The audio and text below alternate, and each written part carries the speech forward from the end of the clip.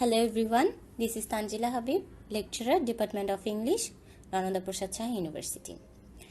Yesterday we had a class on CLTA. Now I'm going to conclude this topic, CLTA. We had a class where we knew all about the CLTA, what is CLTA and the way it functions. Now when you are going to teach the target language, what will happen? I will talk about that thing in today's lesson. The form and the structure of the language should not be taught explicitly. The most important feature of a sentence is function, not form. বলছে যে তোমাকে হচ্ছে কোনো একটা ভাষা শেখানোর ক্ষেত্রে ফর্মটা মানে ওর গ্রামাটিক্যাল এরর বা রুল এগুলাতে মনোযোগ না দিয়ে ওর কাজটা মানে যে কাজ হচ্ছে মেইনলি কমিউনিকেট করা সেখানে হচ্ছে ফোকাস করা লাগবে. Even though a sentence may be incorrect in form, it can convey the desired intention, which is the meaning.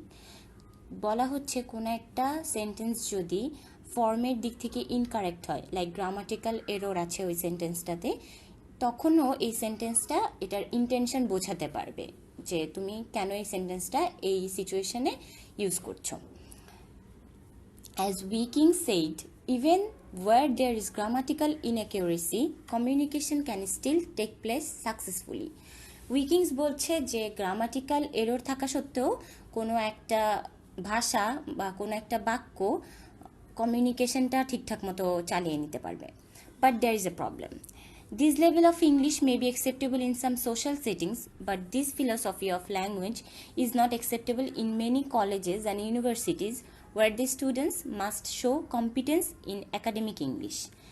প্রবলেমটা হচ্ছে যে তুমি এরকম মানে ভাঙা ভাঙা গ্রামারের বা ভুল গ্রামারের ফর্মের ইংরেজি হচ্ছে সোশ্যাল সিটিং, মানে আমি দোকান চিনছি না বা আমি বাস স্টেশনে যাব, আমি হচ্ছে ট্রেন স্টেশনে যাব, এই জায়গাগুলোতে তুমি বলতে পারবা, কিন্তু হচ্ছে এই কমিউনিকেশনের যে ফিলোসফি, যে কমিউনিকেশন করতে পারলেই ভাষা শেখা হচ্ছে, এই ফিলোসফিটা দিয়ে তুমি হচ্ছে তোমার কলেজ বা ইউনিভার্সিটিতে যেখানে ইংলিশের কম্পিটেন্স দেখাতে হবে একাডেমিক কাজে, সেখানে তুমি ইউজ করতে পারবা না. For example, you are the students of department of English, you have to use standard form of English. You are the student of Department of Spanish, you have to use standard form of Spanish. For example, you cannot say I living in Dhaka.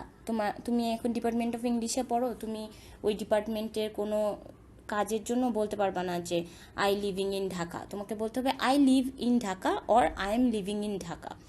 অথবা তোমার বলতে হবে যে মানে ধরো তোমাকে কেউ জিজ্ঞেস করলো, আমরা হচ্ছে ছোটোকালে যখন প্রথম গ্রামার শিখি তখন সব কিছুই পাস্ট মানে ধরো ওয়াজ ওয়ারে ব্যবহার করা শিখতাম. তো তখন যদি কেউ জিজ্ঞেস করা হতো যায় তোমার বাবার একটা গাড়ি আছে, আমরা কি বলতাম? Most of us even replied that my father was a car, কারণ ওয়াজ ওয়ার দিয়েই হচ্ছে আমরা ইউজুয়ালি আমাদের পাস্ট সেটিংটাকে বুঝতাম. কিন্তু এটার অরিজিনাল ব্যাপারটা হবে মানে ঠিক ফর্মটা হচ্ছে যে মাই ফাদার হ্যাড আ কার. তো এরকম তুমি কমিউনিকেশন চালালেই হচ্ছে না, একাডেমিক এরিয়াতে তোমার হচ্ছে প্রপার মানে মিস্টেক্স ছাড়া তোমার গ্রামার পারতে হবে. Therefore, can one assume that CLTA prepares students to function properly in an academic environment in an English-speaking country? বলা হচ্ছে যে তাহলে তো তুমি ভেবেই নিতে পারছো যে সিএলটিএ তোমাকে আসলে একটা তোমার নন নেটিভ যে কান্ট্রি, তুমি যেখানে ইংলিশ বলতে পারবা এরকম একটা কান্ট্রিতে হচ্ছে তোমার একাডেমিক এনভায়রনমেন্টের জন্য তোমাকে ঠিক করে প্রস্তুত করতে পারছে কিনা. It is evident that each method and approach has its own purpose and limitations too. বলছে এটা আসলে সব জায়গায় প্রমাণিত যে প্রত্যেকটা method like GTM, monolingual method, direct method এবং অ্যাপ্রোচ, এদের সবারই হচ্ছে নিজস্ব পারপাস আছে. যেমন সিএলটি এর পারপাস হচ্ছে কমিউনিকেশন, জিটিএম এর পারপাস হচ্ছে যে গ্রামার ফর্ম শিখাবে এরকম. তো বলছে এরকম যেমন আলাদা পারপাস আছে এমন লিমিটেশনসও আছে. মানে জিটিএম যেমন কমিউনিকেশনের ক্ষেত্রে তোমাকে এত ভালো হেল্প করতে পারবে না, তুমি গ্রামার ট্রান্সলেট করতে করতে তোমার মাথায় তুমি অন্যকে কি জিজ্ঞেস করতেছো ওইটা থেকে আসলে মানে তুমি দেরি করে ফেলবে, তুমি হচ্ছে কমিউনিকেশনটা ঠিক করে বলতে পারবে না, যে তুমি জিজ্ঞেস করতে করতেই যে কি বললো এটা ট্রান্সলেট করতে করতে বম ব্লাস্ট অলরেডি ডান, ওরকম আর কি. তো তো আবার সিএলটি এর ক্ষেত্রেও হচ্ছে আসলে তোমাকে চলে ফিরে খাওয়ার মতো কমিউনিকেশনে যেতে হচ্ছে, মানে তুমি গ্রামারটা অত ভালো করে শিখতে পারবা না এরকম। The communicative language teaching approach has been used in many international teaching situations to teach personnel who work in the tourist industry where they need the language for the main purpose of oral communication to serve foreign tourists.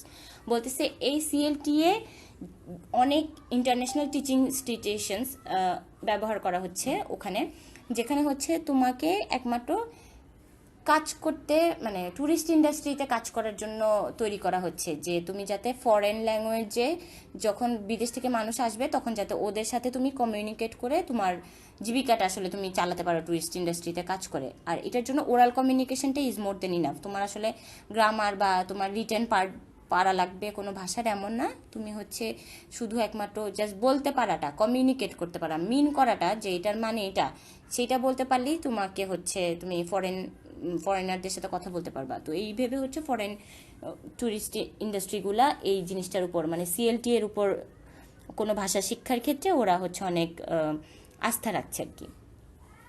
In this case, the CLT approach is excellent since it allows the employees to learn second language quickly and there is no need to give much emphasis on perfection or overcorrection.